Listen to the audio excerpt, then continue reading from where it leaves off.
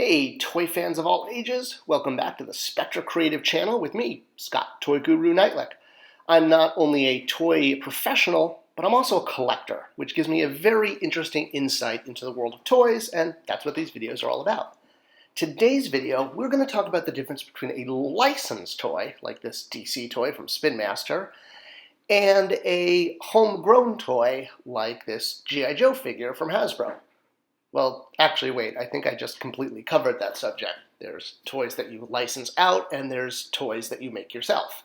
Toy you make yourself, the toy company owns, unless, of course, they sell off the rights, or part of the rights over the years. And there's toys that you get the rights to, which are called licensed toys. And that's what we're going to talk about, licensed toys. So what are licensed toys?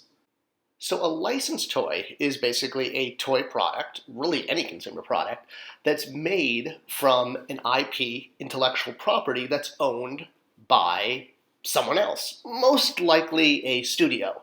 And if it's a major studio, you're going to be dealing with what's called their consumer product group. Most major studios have a whole department just to handle out licensing of their products and their IP, their intellectual property. Everything from Batman to Scooby-Doo to Star Wars. Studios have these departments. Or you could be working directly with an individual, like if it's a comic book creator who has made his own character and owns the rights to that, you could be working directly with that creator. It just depends on the IP. So how do licensed toys work?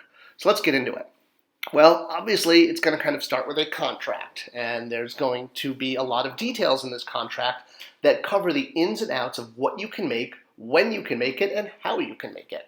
So let's talk a little bit about that.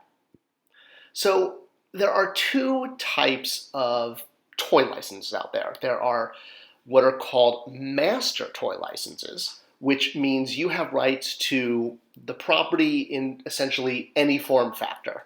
Hasbro just was named Master Toy Licenser for Ghostbusters, which means they can make Ghostbuster toys for multiple categories. Other times you might just license one item, like Spin Master did for this remote control BB-8 for Star Wars, for I think episode 8 was when it came out, even though it's kind of an episode 7 toy, but that's not important right now. Suppose this was a license for just one single item. Now, licenses get carved up. Essentially, master toy licenses used to be the way it worked, especially back in the 80s, where it'd be one company making product. Nowadays, licenses get cut up in numerous ways, which can include form factor, articulation, material, distribution area, i.e. selling in Europe, Japan, the United States, all sorts of things. So, for example, with Pops, you'll notice that most Pops just stand on their own. But with Star Wars Pops, they not only have bobbleheads, but they also have a stand. That's because in order to do Pops, they had to do fixed base and bobbleheads, because Hasbro had the right to plastic figures in that scale. And the way they carved it out for Funko, was by doing bobbleheads on a stand. That's a perfect example of the way a license gets carved out.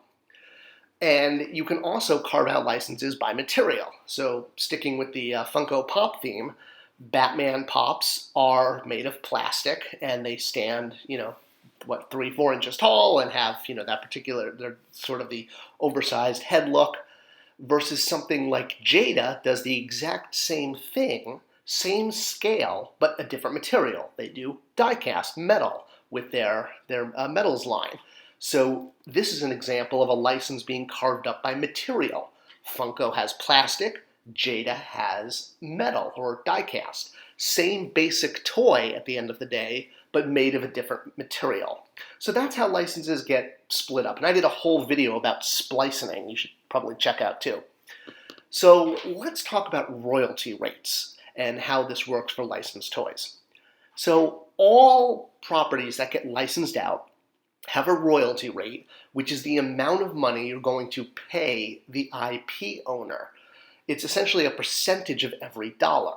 So, this is a government tax version, but let's say the royalty rate was, 51.7, that first chunk. I mean, it's not, but that means you would be paying 51.7 cents on every dollar to the license holder. Royalty rates are not that high. They're not 51%. We're going to get into that in a minute. That was just an example. But the other thing is the minimum guarantee, and that is an upfront fee you're going to pay to the IP holder for the rights to the license, saying, we guarantee we're going to make at least, say, $5 million for you from royalties. So they're going to pay that minimum guarantee up front, and they won't pay royalties until they hit that amount. Now, this gives the company the rights to make toys or make consumer product. We're dealing with the toy category on this channel based on that IP. Again, like these DC figures. Are these from Spin Master? Maybe Mattel. I lose track. But essentially, you've created a partnership now between toy manufacturer and IP holder. But it's by partnership, I guess it sometimes tends to weigh heavier on the IP owner because they get to call a lot of the shots. For example, are they going to let the licensee read a script for an upcoming movie? Sometimes yes, sometimes no. It may all depend on the secrecy involved or how high level the film is. Some IP owners are very welcoming of toy companies reading the scripts ahead of time. Some are not. And essentially every step of the way, the licensee or the licensor, the IP owner, has to approve everything from concept to B-sheet to paint deco to packaging. Now, the toy company is still on the hook for a lot of upfront costs, namely the tooling. So you have the rights to make the toys, but you still have to pay for all of the process, like these giant metal tools, which can cost anywhere from $20,000 to $100,000 per toy. That's all an upfront cost the toy company has to pay. So they've already negotiated a royalty and paid a minimum guarantee, and they're still paying, and they also have to pay for the tooling. Now, what is a reasonable royalty rate? Well, that's very, obtuse, because it can change based on the property. Now, I don't want to give away anything that's proprietary, but a simple Google search of Star Wars toys royalty rate shows that in the 90s it was about 18%. Now, royalty rates can also change based on what type of product, whether it's a comic book style toy or the same exact character, the same IP, but instead of being based on sort of the comic book, or a lot of IP holders call this the classic look of the character, you can pay a slightly higher royalty when it's a movie-based look. So it's not just one flat royalty that would cover, say, all Batman toys. Batman is an example of a property that would be divided up based on classic look, based on animated look, based on movie look, and each one might have a different royalty rate based on, that version based from the studio. So it's not across the board. Another issue that comes up is how figures and toys can share parts across different licenses or different IP, if you will. So as an example, when I was at Mattel, I worked on the DC Universe Classics line. And one of the characters we did in this line was Gorilla Grodd, one of Flash's villains from his Rogues Gallery. So we had this great sort of gorilla tool, if you will, that we'd invested in. And while that is definitely Gorilla Grodd, one could argue that, the arms and legs could be someone else. And under the DC banner, we did do that. We did it as Monsieur Mala later in the Signature series. So we were able to take the same basic gorilla body and do a new head, new weapon, new bandolier, and now make this another character, but a character within the DC world, the DC IP. We could not use that gorilla body as an example for the Masters of the Universe Classics line, even though we had gorillas in that line, because that gorilla body was developed under the DC license. So it was not available to use for other properties. It was proprietary to DC characters. On the other hand, something that is created by an IP that the toy company owns, and it's questionable about ownership of Masters of the Universe with Mattel. You can watch the whole video about that, but let's just go with Mattel owning Motu at the moment, just for sake of argument. So the Eagle created for Masters of the Universe Classics, because that was owned by quote-unquote Mattel, it could be used then for other licenses. So it's like not the other way around. You can only do it that direction. Now, Other times you're going to get toys that are combinations of two different IPs, what I would call a mashup. Now sometimes it's a mashup between an IP a company owns and a licensed IP, or other times it's two licenses, like in this case Ghostbusters and WWE, coming together to make this John Cena action figure. So he's licensed to two different companies.